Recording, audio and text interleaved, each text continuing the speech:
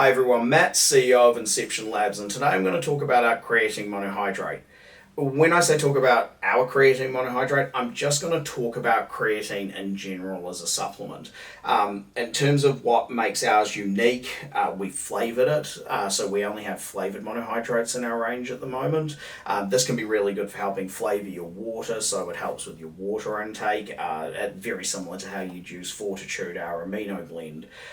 It's also only Creapure, so any product which is creatine will either carry the Creapure trademark or it won't. The Creapure trademark is basically associated with the product being 99.99% pure. It's purchased from Alzchem in Germany. It's the only trademarked creatine on the market. So you're ensured of getting quality if it carries the Creapure trademark. It won't have impurities, and it's those impurities which often lead to the bloating or the unwanted water retention that can sometimes be associated with creatine. But outside of that, everything else I'm going to talk about is just generally about creatine and how you can potentially dose it. So if you're using it for the first time, some of the things that you need to think about, dispelling a bit of the bro science that's out there on the internet, and really just helping you keep it simple. So firstly, with creatine, it's one of the most researched supplements available, if not the most researched, and all of the legitimate clinical double-blind trials indicate that there is absolutely no side effects or risk to taking creatine. About the only negative side effect which is consistent with creatine is if you take too much of it, you are going to end up with gastrointestinal upsets and issues. So we're talking diarrhea, we're talking cramping in the stomach. So if you follow a reasonable dosage daily, you will get no adverse side effects from using creatine. Now, creatine basically works through aiding the regeneration of ATP in our muscles, and that's really useful for high intensity training, whether that be HIIT style cardio, whether it be sprints, whether it be heavy lifting in the gym. ATP is essentially the instantaneous fuel for our muscles. It's what we use for those powerful movements, for the quick generation of power, for the bursting off the line, for the sprint. That's using ATP.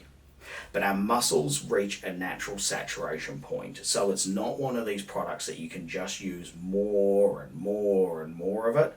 As soon as you reach a saturation point, you will just excrete the balance in your urine. There's no way to oversaturate your muscles. So probably the first thing to dispel is around dosage. The average person with an average muscle mass is only going to need to take 5 grams. If you're getting up to 90 to 100 kilos, relatively low body fat, so majority is muscle, we're sort of talking maybe around 15% body fat, you might need to move up to 10 grams of creatine. Possibly 15 if you're doing a lot of intense exercise and so you're burning off the ATP in the muscles. But beyond that, you're just overdosaging the supplement. You're just risking gastrointestinal upset. And even if you are going to use, say, 10 to 15 grams a day, my recommendation would be to spread those dosages consistently throughout the day. In terms of timing, a lot of people think you have to time it pre-workout. Again, there might be some very, very limited fringe benefit to using it before your workout.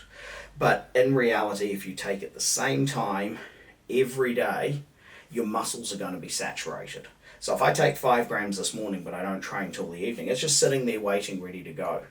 So you don't need to stress over timing as long as it's consistent every day. A lot of people just mix it into their pre-workout drink because it's easy. You can remember to always do it pre-workout. But there isn't any huge noticeable long-term benefit from taking it at your pre-workout stage. Then finally, loading phases.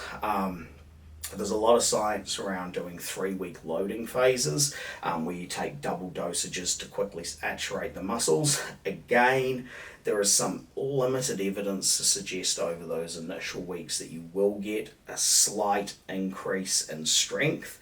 However, over the long term, the loading phase has no effect. So for the risk of the gastrointestinal upset, from the risk of the cramps and some of the water retention, my recommendations to clients is always just to stick with the basic dosage of 5 grams per day, 10 grams if they've got a lot of muscle, but just stick with their set dosage and don't worry about a loading phase. So it's really just about keeping it simple. So take it the same time every day.